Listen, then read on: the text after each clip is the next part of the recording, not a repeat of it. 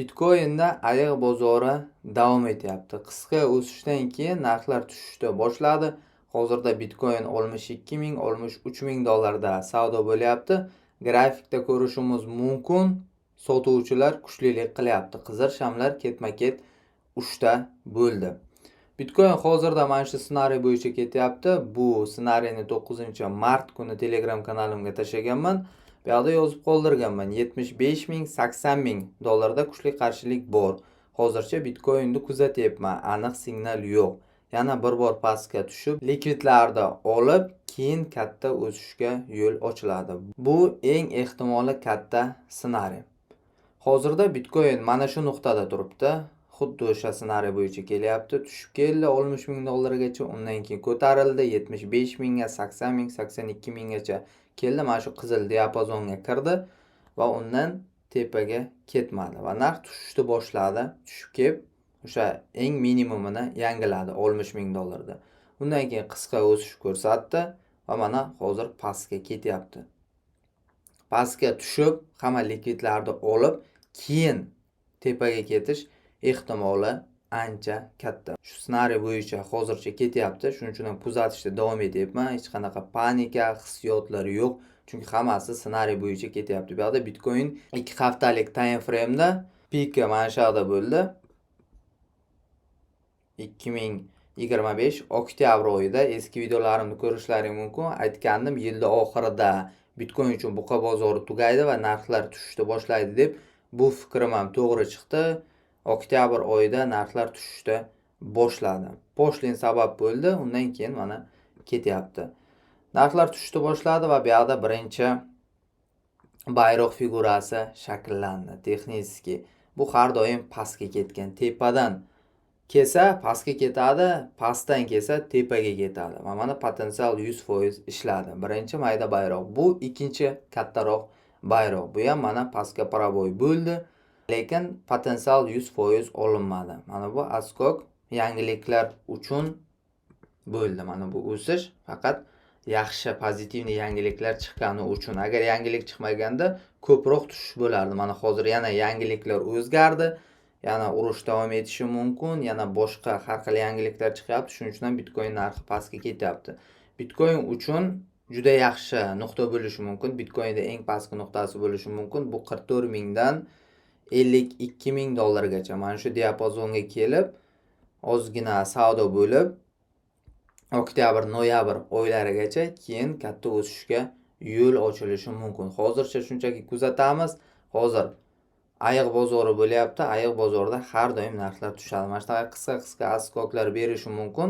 Qisqa muddatda savdo qilayotganlar, misol uchun bu yerda olib, bu yerda sotishi mumkin. Lekin biz investorlarimiz, bizga bu qiziq emas. Biz X larda xohlaymiz va X larga erishamiz. Ya'ni 5x, 10x, 20x bo'lishi mumkin.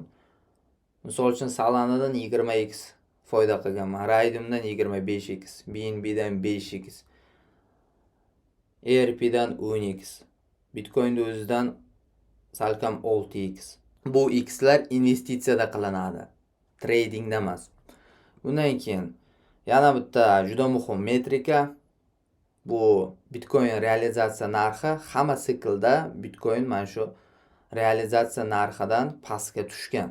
Mana 2015 tushgan, 2019 tushgan, 2022 tushgan va 2026 ham kutilyapti. O'ylaymanki, o'sha realizatsiya narxidan pastga tushadi. Bu juda muhim ko'rsatkich. Juda katta investorlar bundan foydalanishadi. Mana hozirda o'sha realizatsiya narxi 53500.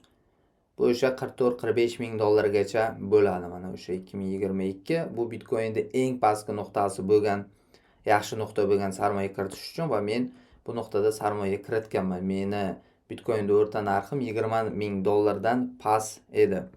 Undan keyin mana 2019 bo'lgan, 2015 bo'lgan. Hozirgi bozor holati menga juda ham 2019dagi holatni eslatyapti. O'sha vaqtlar ham altcoinlarda juda katta narx tushishlari bo'lgandi. Bu yerda mana bu uchburchak shakllanib, shu chuqur pastga tushgandi. Keyin nima bo'ldi? Keyin baribir ko'tarildi. Bu bozorda faqat sabr qilib hold qilganlar tirik qoladi. bugun olib ertaga sotayotganlar ular uzoqqa borishmaydi. Bundan keyin yana bitta ehtimoli katta ssenariy, buni o'zimni jamoamdagilarga berganman, sizlarga ham berishga qaror qildim. Bitcoin 1 oylik time frame'da birinchi siklda Bitcoinga siklishni qarashda davom etaman, chunki sikllar juda ham yaxshi ishlab kelyapti. Hamma mana shu 2025 mana bu diapazonda super sikl boshlanadi, 10 yil o'sish bo'ladi. 500 ming dollarga kelamiz, 600 ming dollarga kelamiz deb birontasiga kelmadi. Men o'zim ham ishonmagandim, videolarimda aytganman, super sikl boshlanmaydi. Sizlar kutayotgan nuqtaga kelmaydi bu siklda deb. Chunki 500 ming, 600 ming, 126 minggacha keldi. Bu katta o'sish edi. To'g'ri, korreksiyalari ko'p bo'ldi, lekin katta masofani bosib o'tdi. 69 ming dollar bo'lgan. Undan keyin mana 1 yil ayiq bozori. Undan keyin yana 3 yil o'sish. Ya'ni buqa bozori. Mana hozirda tushib kelyapti. Juda yaxshi tushib kelyapti. Ko'rishimiz mumkin, tushib kelyapti. Nakapleniya bo'lmayapti. Mana bunaqa aktivnost o'lishi kerak.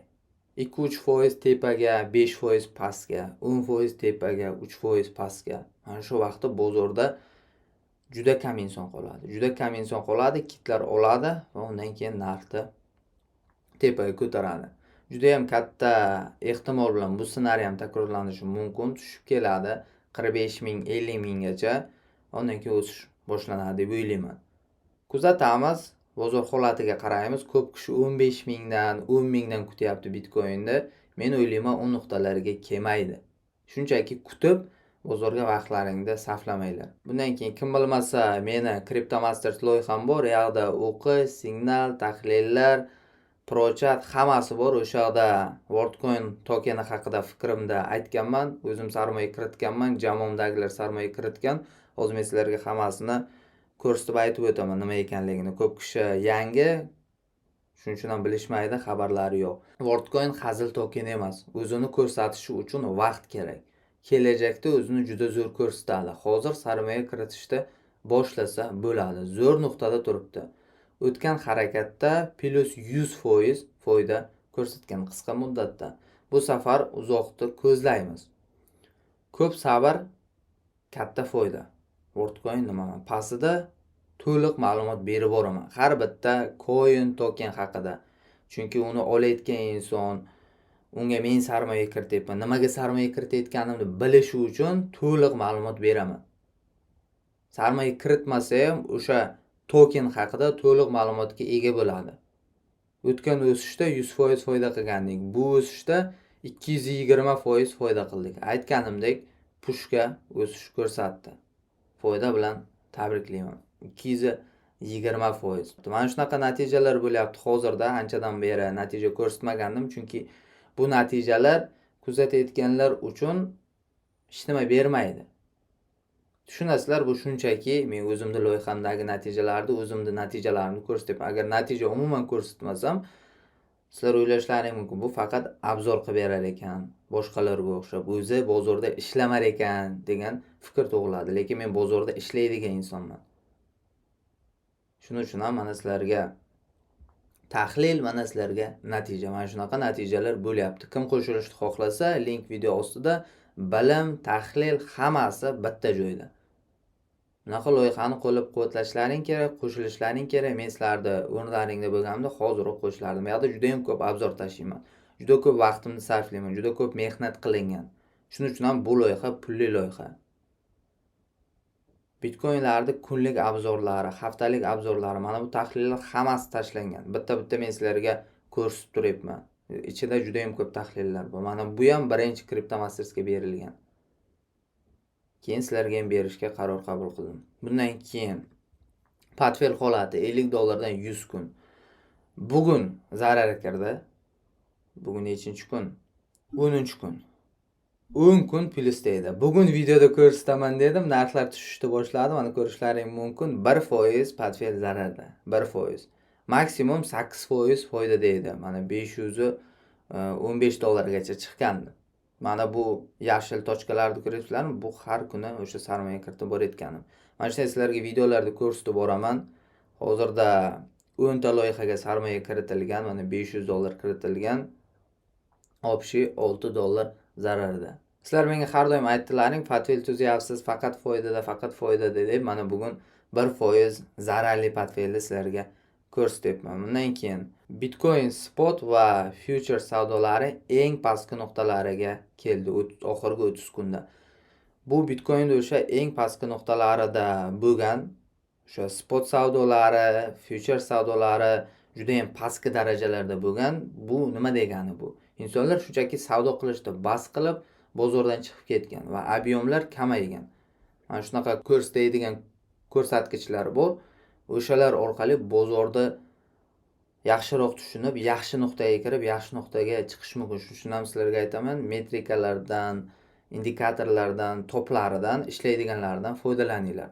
Qayerda sotib olish, qayerda sotayotganini ko'rsatadigan emas, realniy blokcheynda ichida bo'layotgan realniy narx, bozordagi ishtirokchilarni qilayotgan ishlarini hisoblab chiqarib berayotgan ko'rsatkichlarga ishonish kerak. Ana o'shanda natija yaxshi bo'ladi. Hozirda eng pastki nuqtalarida Bitcoin eng pastki nuqtasida bo'lishi mumkin. Va bu sarmoya kiritish uchun yaxshi nuqta bo'ladi. Shuning uchun ham o'ylanglar. Sizlarning o'rinlaringda men qaror qabul qilmayman. Men faqat o'zimning savdolarim uchun javobgarman, o'zim savdo qilaman va o'zim qaror qabul qilaman. Sizlar o'zlaring o'ylashlaring kerak, chunki har bitta insonda o'zini boshi bor. Bundan keyin hamma linklar video ostida, mana xohlagan bitta videoga kirasizlar, pastga bosasizlar va mana bu yerda hammasi bor. CryptoMasters loyihamga qo'shilmoqchi bo'lganlar buni ustiga bosadi. Tahlillar, har xil ma'lumotlarni olishni xohlaganlar mana Telegram kanalimga qo'shilishadi. Pastda top birjalarga bonus skidkalari bor. Ishlashlaring mumkin. Bular hammasi top birjalar. Bundan keyin so'nggi 11 yil ichida Bitcoin bizga pastki nuqtalarda sotib olish uchun ko'p imkoniyat bermadi. Juda kam marta imkoniyat bergan. Mana shu 4 ta siklda Bitcoin bergan bo'lsa, eng yaxshi nuqtalari 5-6 marta bo'lgan. Eng foydali nuqtalari. Mana ko'rishimiz mumkin.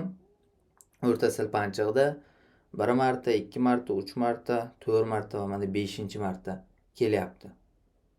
Hozirda o'sha o'rta silpanchiqdan pastda turibdi. Shuning uchun ham o'ylab ko'ringlar. Ko'p kishilar 125 ming, 130 mingdan oldi, 200 ming, 300 mingni ko'zlab, lekin hozirda olishmayapti. Nima uchun men bilmayman. Ular o'rganib qolishgan, qimmat olib, arzon sotishga.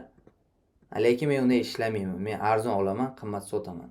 Mana shunday. Hammaga katta foyda. Video yoqqan bo'lsa, like bosishni unutmanglar. Sizlarga bunaqa ma'lumotlarni hech kim tekinga bermaydi.